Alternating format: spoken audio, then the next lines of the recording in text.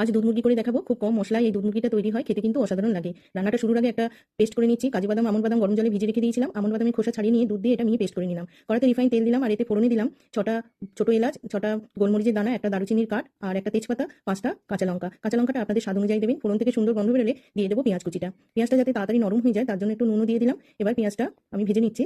পেঁয়াজটা তবে এমন করে ভাজবো যাতে লাল হয়ে না যায়। পেঁয়াজটা যখন স্বচ্ছ কাঁচের মতো হয়ে যাবে তখন দিয়ে দেবো আদা রসুন বাটাটা। এবার আদা রসুন বাটাটা দিয়ে দিচ্ছি। আদা রসুন বাটা দিয়ে মশলাটা এবার ভালো করে কষাবো। মশলা যখন একটু তেল ছাড়া হয়ে যাবে তখন দিয়ে দেবো মুরগির মাংসগুলো। সব মুরগির মাংসগুলো আমি দিয়ে দিলাম।